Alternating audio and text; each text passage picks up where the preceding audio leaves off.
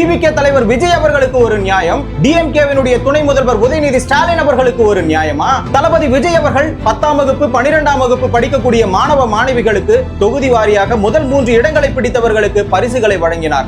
ஆனா இந்த இடத்துல தளபதி விஜய் அவர்களை மாணவ மாணவிகளுக்கு சினிமா துறையில பிடித்தமான ஒரு நபர் என்பதனால் அண்ணன் தங்கை தந்தை மகள் என்ற உறவுகளின் அடிப்படையில் மட்டுமே தோள் மீது கை போட்டு பரிசுகளை வழங்கினார். இதற்கு தமிழர் வாழ்வுரிமை கட்சி தலைவர் வேல்முருகன் அவர்கள் 2 கிராம் பரிசுக்கு ஆசைப்பட்டு வயசுக்கு வந்திருக்கக்கூடிய காலேஜ் போகக்கூடிய மாற்றான் மனைவி ஆகக்கூடிய ஒரு பெண்ணை ஊடகம் பெற்றோர் முன்னிலையில சினிமாக்காரன் சொல்லக்கூடிய கூத்தாடிய கட்டிப்பிடிச்சு முத்தம் கொடுக்கிறது என்ன வழக்கம்? நடிகனை குத்தம் சொல்ல முடியாது, நாம தான் முட்டாள்னு பெற்றோர் மற்றும் பெண் குழந்தைகளை புண்படும்படி பேசி இருக்கிறார் வேல்முருகன் அவர்கள். இந்த விஷயத்துல யாருமே பார்க்காத பார்வையில் அவர் பார்த்தது முதல் குற்றம். இதை பொதுவெளியில பெற்றோர்கள் மற்றும் குழந்தைகள் மனம் வருந்தும்படி கூறியது 2வது தவறு. இதுல முக்கியமா சினிமாக்காரன் சொல்லக்கூடிய கூத்தாடின்னு சொன்னாருங்கள, இங்கதாங்க பெரிய பிரச்சனையே.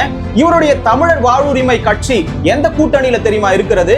டிஎம்கே. அதுலயும் 1969 முதல்வராக இருந்த அண்ணா அவர்கள் ஒரு கூத்தாடி, அதற்கடுத்து பொறுப்பேற்ற கலைஞர் கருணாநிதி அவர்கள் ஒரு கூத்தாடி, ஏடிஎம்கேவை துவக்கிய எம்ஜிஆர் அவர்கள் ஒரு கூத்தாடி, அதற்கடுத்து பொறுப்பேற்ற ஜெயலலிதா அவர்கள் கூத்தாடி. இப்படி 1969 இருந்து 2025 வரை தமிழ்நாடு அரசியலினுடைய மூலதனமாக இருப்பது இந்த கூத்தாடின்னு சொல்லக்கூடிய சினிமாக்காரங்க தான். அப்படி இருக்கும்போது தற்போது டிஎம்கேவினுடைய துணை முதல்வராக இருக்கக்கூடிய உதயநிதி ஸ்டாலின் அவர்களும் கூத்தாடி தான். அவரை பற்றி இந்த கேள்வியை எழுப்ப முடியுமா?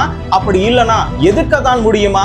யார் எங்கிருந்து வந்தான்றதெல்லாம் முக்கியம் இல்ல, அவ என்ன செய்யறான்றதா முக்கியம். அந்த வகையில வேல்முருகன் அவர்கள் விஜய் அவர்களை இந்த இடத்துல கூத்தாடின்னு சொல்றது சரியா தவறான்னு சொல்லிட்டு நீங்க கமெண்ட்ல சொல்லுங்க. அரசியல் நிகழ்வுகளை 1 நிமிடத்துல தெரிஞ்சுக்கணுமா? ஷார்ட்ஸ் தமிழை ஃபாலோ பண்ணுங்க.